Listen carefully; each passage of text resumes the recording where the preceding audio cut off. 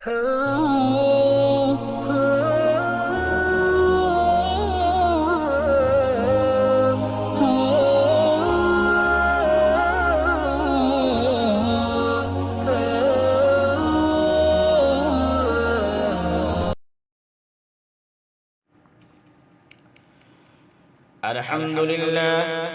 لله وكفى وسلام على عباده الذين اصطفى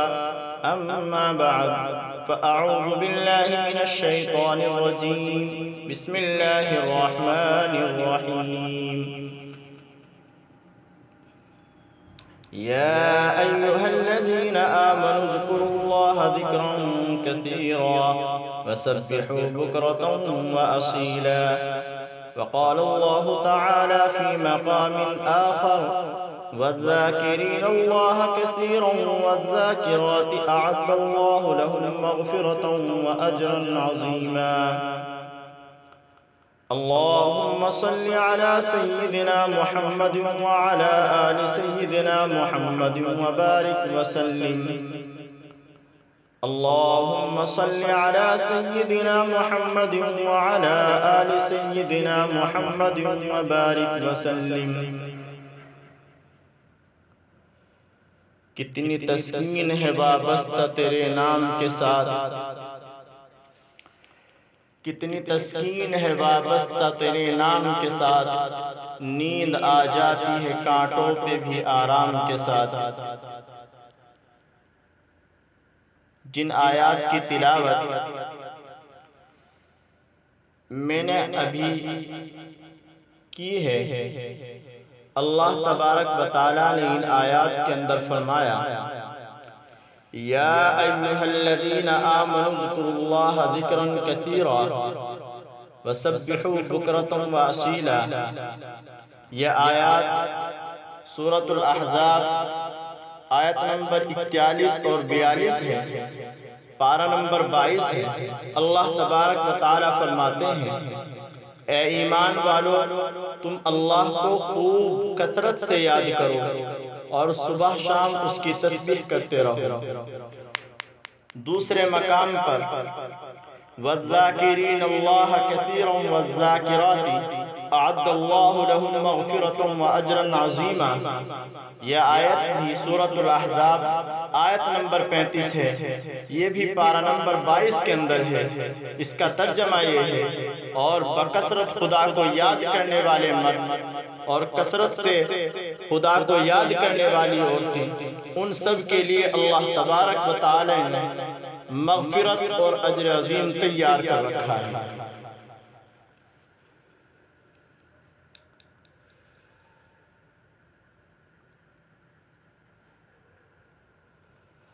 اللہ تعالیٰ کی یاد ایک عجیب نعمت ہے،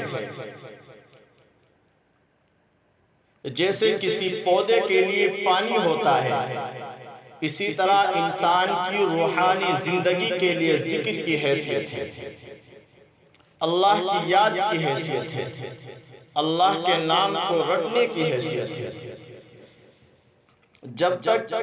پانی کسی پودے کو ملتا رہتا ہے تو وہ پودا سرسبز و شاداب رہتا ہے، اسی طرح انسان جب تک ذکر کرتا رہتا ہے روحانی اعتبار سے سرسبز و شاداب رہے گا۔ جیسے پانی نہ ملنے سے پودا مرجھا جاتا ہے، اسی طرح ذکر نہ کرنے سے انسان روحانی طور پر مرجھا جاتا ہے۔ آپ نے خود دیکھا ہوگا کئی دفعہ چلتا پھرتا انسان اندر سے مرجھایا ہوا ہوتا ہے، اندر سے مرا ہوا ہوتا ہے، اس کا دل سویا ہوا ہوتا ہے۔ تو اللہ تعالیٰ کی یاد ایک ایسا عمل ہے جو انسان کے لیے بہت اہمیت رکھتا ہے۔ قرآن مجید کے اندر اس کے بہت سارے فوائد بتلائے گئے ہیں، ان میں سے ایک فائدہ یہ ہے، اللہ تبارک و تعالیٰ قرآن کریم کے اندر فرماتا ہے الا بذکر اللہ تطمئن القلوب، اے جان لو تم اس بات کو کہ اللہ رب العزت کی یاد کے ساتھ ہی دلوں کا اطمینان وابستہ ہے۔ جو آدمی ذکر کرتا رہتا ہے اس کے دل کو سکون ملتا ہے۔ اللہ رب العزت کی یاد میں دلوں کا اطمینان ہے۔ دل کی بے چینی ختم ہو جاتی ہے، اور جو لوگ ذکر نہیں کرتے ان کا حال یہ ہوتا ہے بیچاروں کو راتوں نیند نہیں آتی، گولیاں کھا کھا کر سونے کی کوششیں کرتے ہیں پھر بھی نیند نہیں آتی، اور جو اللہ کی یاد کرنے والے ہیں سبحان اللہ کیا کہنے، پریشانیاں اپنی جگہ پر، سکھ کے ساتھ سکھ اور سکون کی زندگی گزار رہے ہیں۔ اسی کو شاعر کہتا ہے کتنی تسکین ہے وابستہ تیرے نام کے ساتھ، کتنی تسکین ہے وابستہ تیرے نام کے ساتھ، نیند کانٹوں پہ بھی آ جاتی ہے آرام کے ساتھ۔ بات سمجھ میں آ رہی ہے؟ اللہ رب العزت کے ذکر میں ایک عجیب سکون ہے، قلب کو ایک عجیب راحت نصیب ہوتی ہے، کام کر رہا ہے، کاروبار ہے، گھر بار ہے، چاروں طرف کی پریشانیاں ہوتی ہیں، مگر ذکر الہی سے سکون مل جاتا ہے، دل میں ٹھنڈک آ جاتی ہے۔ دوسرا فائدہ ذکر سے یہ ہے کہ جو انسان ذکر کرتا ہے وہ اللہ تعالیٰ کی حفاظت میں آ جاتا ہے۔ قرآن کریم میں اللہ تبارک و تعالیٰ فرماتا ہے یا ایھا الذین اتقوا اذا مسهم طائف من الشیطان تذکروا، یہ سورہ اعراف کی آیت نمبر 201 ہے کہ جب شیطان کی ایک جماعت ان پر حملہ آور ہوتی ہے تو وہ اللہ کا ذکر کرتے ہیں، فَإِذَا هُمْ مُبْصِرُونَ، سبحان اللہ، اللہ پاک ان کو محفوظ فرما دیتے ہیں۔ تو شیطان وسوسے ڈالتا ہے، بندے پر اٹیک کرتا ہے، اور جو انسان ذکر کر رہا ہوتا ہے وہ اللہ تعالیٰ کی حفاظت میں آ جاتا ہے۔ تو وساوس شیطانیہ سے بچنے کا سب سے بڑا آلہ، سب سے بڑا ہتھیار اللہ تبارک و تعالیٰ کا ذکر ہے۔ اس کے بغیر کوئی انسان شیطان کے وساوس سے نہیں بچ سکتا۔ اسی لیے جو نوجوان کہتے ہیں کہ شیطانی شہوانی وساوس نے دماغ پر قبضہ کیے ہوئے ہیں، وہ اصل میں ذکر کی طرف دھیان ہی نہیں دیتے۔ یہ بات اپنے دلوں میں لکھ کر لے جائیے کہ دماغ کے اندر گندگی کا پیدا ہونا، فکر کی گندگی ذکر سے ہی دور ہو سکتی ہے۔ دماغ کے اندر غلط خیالات کا آنا، دماغ کے اندر غلط باتوں کا پیوست ہو جانا، یہ صرف اور صرف اگر دور ہو سکتی ہے تو اللہ کے ذکر سے ہی دور ہو سکتی ہے۔ جتنے اس قسم کے برے خیالات ہیں، ذکر ان سب کے لیے جھاڑو ہے۔ جس طریقے سے ایک مکان کے اندر جس کے اندر گندگی ہو اس کو صاف کرنے کا آلہ جھاڑو ہے، تو دماغ اور ذہن کے اندر جو گندگی پھنس گئی ہے، جو خیالات برے آ گئے ہیں، جو شیطانی وساوس بیٹھ چکے ہیں، ان کو دور کرنے کے لیے بھی اگر کوئی آلہ ہے تو وہ اللہ کا ذکر ہے۔ اس سے وہ سب صاف ہو جاتے ہیں، پاکیزہ سوچ ہو جاتی ہے۔ اور یہی اصول ہے کہ جب کوئی جب کوئی دشمن حریف پر قابو پاتا ہے، اپنے دوسرے بد مقابل پر جب کوئی دشمن قابو پاتا ہے تو سب سے پہلے اس ہتھیار کو چھینتا ہے جو سب سے زیادہ ملحق اور خطرناک ہوتا ہے۔ اس کو یہ فکر ہوتی ہے کہ یہ مجھ پر حملہ نہ کر بیٹھے۔ اسی طرح شیطان جب انسان پر حملہ کرتا ہے تو سب سے پہلے وہ یہ کام کرتا ہے کہ اللہ کی یاد سے اسے غافل کر دیتا ہے۔ استحوذ علیہم الشیطان فانساہم ذکر اللہ، پارہ نمبر 28 کے اندر اللہ تبارک و تعالیٰ فرماتے ہیں استحوذ علیہم الشیطان فانساہم ذکر اللہ، ان پر شیطان نے پورا تسلط کر لیا ہے، سو اس نے ان کو خدا کی یاد سے غافل کر دیا ہے۔ اس لیے کہ شیطان کا سب سے پہلا کام ہوتا ہے کہ انسان کو اللہ کی یاد سے غافل کر دے، کیونکہ غفلت یہ تمام گناہوں کی ابتدا ہے، لہذا اس سے بچنا اور غافلین کی صحبت سے دور رہنا بے حد ضروری، اور اس کا صحیح طریقہ ذکر ہے، اس کا بہترین طریقہ ذکر ہے۔ ذکر خدا، ذکر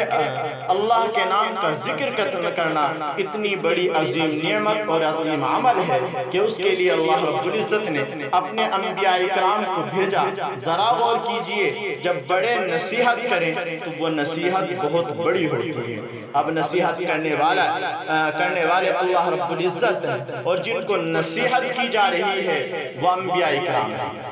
وہ بھی عظیم المرتبت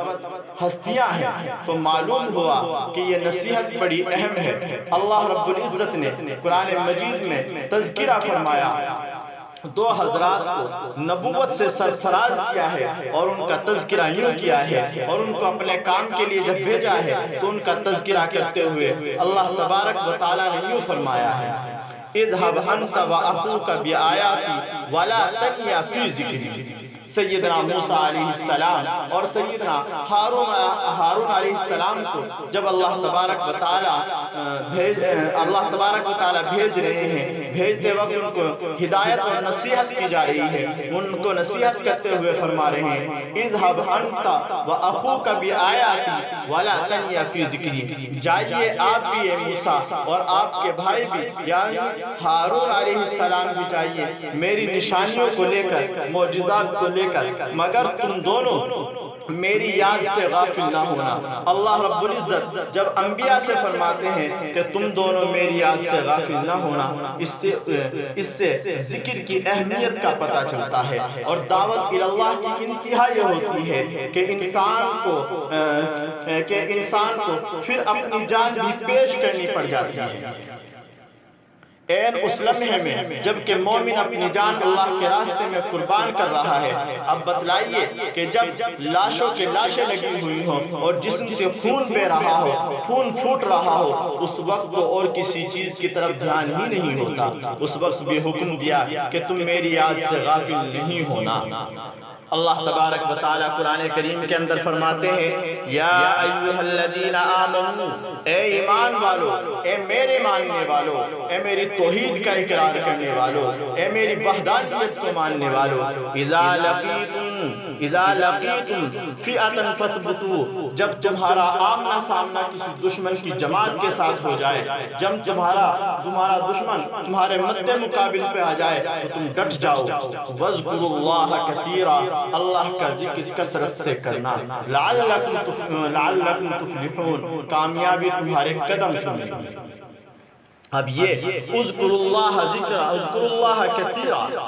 کا لفظ اگر درمیان سے نکال دیں اور یوں کہیں، یا ایھا الذین آمنوا اذا لقیتم فئۃ فاثبتوا لعلکم تفلحون، تو بات تو پھر بھی پوری ہو جاتی ہے، لیکن نہیں اس نقطے کو درمیان میں رکھا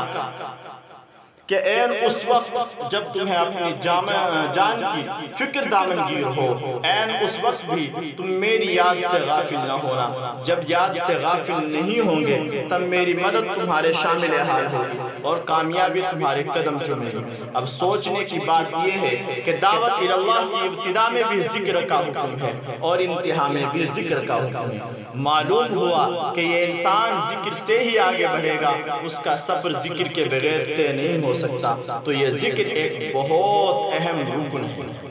اللہ تبارک و تعالی ہمیں ذکر کی لذت عطا فرما دے،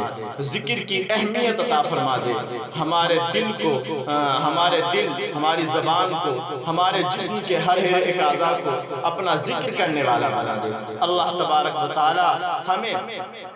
ہم تمام کو دعا کرنی چاہیے، اللہ سے مانگنا چاہیے کہ اللہ تبارک و تعالی ہمیں اپنے ذکر کی لذت، اپنے ذکر کا مزہ عطا فرما دے۔ اللہ تبارک و تعالی سے دعا ہے کہ اللہ تبارک و تعالی ہم سب کو اس عظیم نعمت سے مالا مال فرما دے۔ وآخر دعوانا الحمدللہ رب العالمین۔